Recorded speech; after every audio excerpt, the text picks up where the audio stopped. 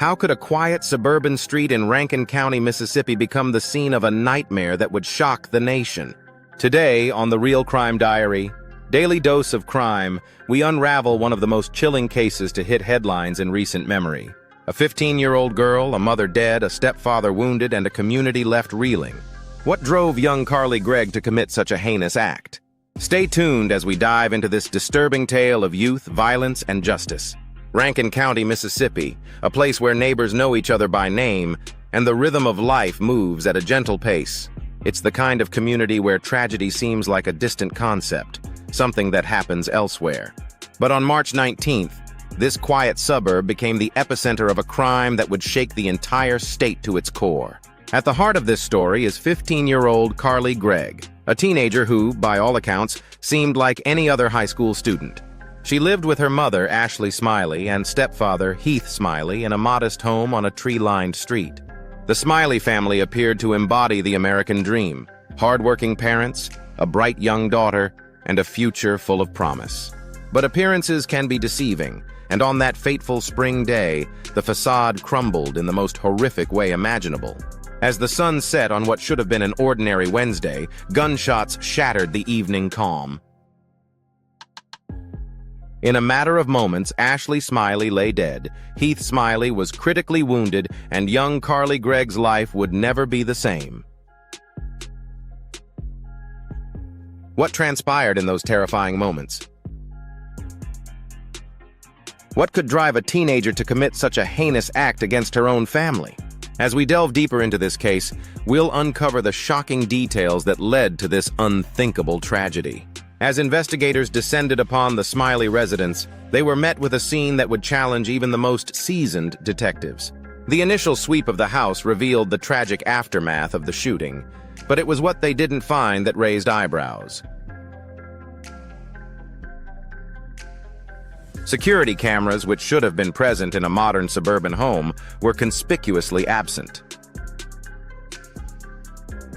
This peculiar detail set off alarm bells for the investigators. It wasn't until later that they discovered the truth. The cameras hadn't been absent at all, but cleverly hidden. This revelation opened up a new avenue of inquiry. Who had moved the cameras, and more importantly, why? The investigation took a sharp turn as detectives raced against time to recover any footage that might shed light on the events of that fateful day. But even as they pursued this lead, other challenges mounted.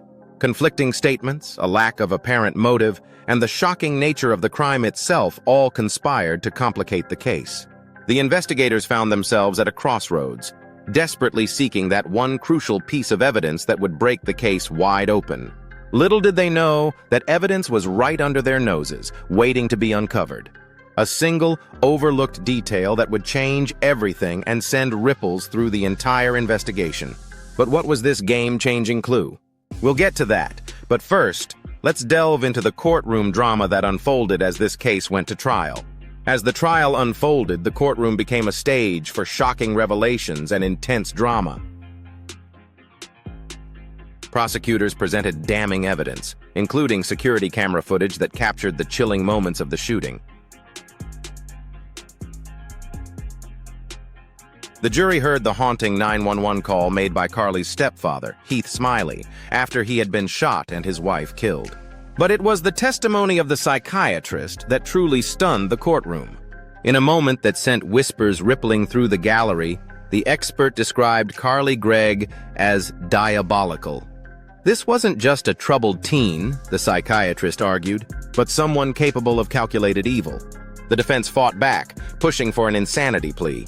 They painted a picture of a young girl overwhelmed by mental illness, arguing that Carly couldn't be held responsible for her actions.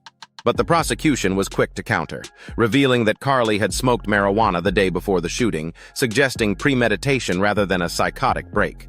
As both sides presented their cases, the question of Carly's competency to stand trial loomed large.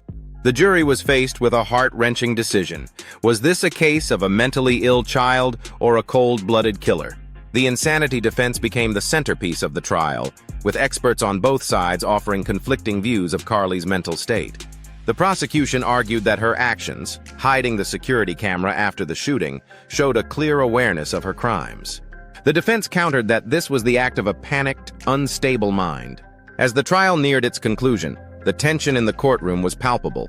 The fate of a 15-year-old girl hung in the balance, along with the question of justice for her murdered mother and injured stepfather. The jury was left to grapple with a profound question. How do we judge the actions of a child accused of such a horrific crime? After 2 hours of intense deliberation, the jury returned with a verdict that would seal Carly Gregg's fate. Guilty on all counts. The courtroom fell silent as the 15-year-old's future unraveled before her eyes. Murder, aggravated assault, and tampering with evidence. The weight of her actions now fully realized. As the judge pronounced the sentence, Carly's tears flowed freely. Life in prison for the murder of her mother, Ashley Smiley. An additional life sentence for shooting her stepfather, Heath Smiley. And 10 years for tampering with evidence. No possibility of parole. The gravity of the moment was palpable. District Attorney Bubba Bramlett didn't mince words in his reaction. "Carly Gregg is evil," he stated bluntly. "Sometimes evil comes in young packages, small packages, and this is one of those cases." His words painted a stark picture of a justice system grappling with the reality of youth capable of such horrific acts. On the other side, defense attorney Kevin Camp expressed the difficulty of the case. "This was tough from the get-go," he said.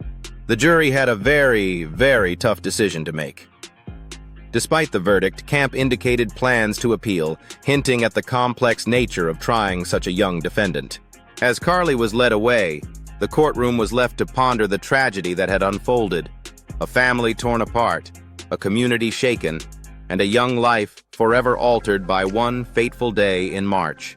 The Carly Gregg case has sent shockwaves through our society, forcing us to confront difficult questions about justice, mental health, and the treatment of young offenders. As a 15-year-old sentenced to life in prison, Gregg's case reignites the debate on trying minors as adults in our criminal justice system. Advocates argue that such harsh sentences fail to consider the still-developing brains of teenagers, while others maintain that the severity of the crime warrants adult consequences. This case has become a flashpoint in discussions about reforming juvenile justice laws across the country. Moreover, Gregg's mental state during the crime has raised concerns about the identification and treatment of mental health issues in young people. Many are now calling for increased resources and support for troubled teens before they reach a breaking point. The impact on Rankin County has been profound. The community, once known for its quiet suburban streets, now grapples with the reality that such a horrific crime could happen in their midst. Trust between neighbors has been shaken, and parents are left wondering how to protect their children from both external threats and internal struggles. This case serves as a stark reminder of the complexities surrounding youth crime and the urgent need for a more nuanced approach to justice and rehabilitation for young offenders. As we wrap up this chilling case, let's recap the key points.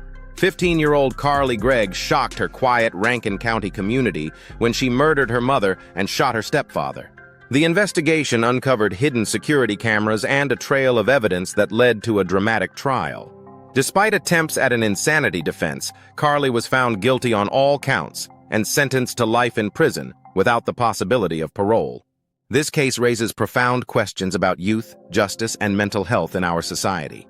How do we balance punishment with rehabilitation when it comes to young offenders? Are our systems equipped to identify and intervene in cases of troubled youth before tragedy strikes? We'd love to hear your thoughts on this case. Do you think justice was served?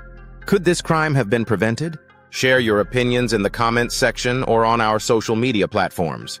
If you found this episode compelling, please subscribe to The Real Crime Diary, Daily Dose of Crime, for more in-depth explorations of true crime cases that challenge our understanding of justice and human nature. As we sign off, I leave you with this final question. In a world where evil can manifest in the most unexpected places, how can we better protect our communities and support our youth? Until next time, stay safe and keep questioning the world around you.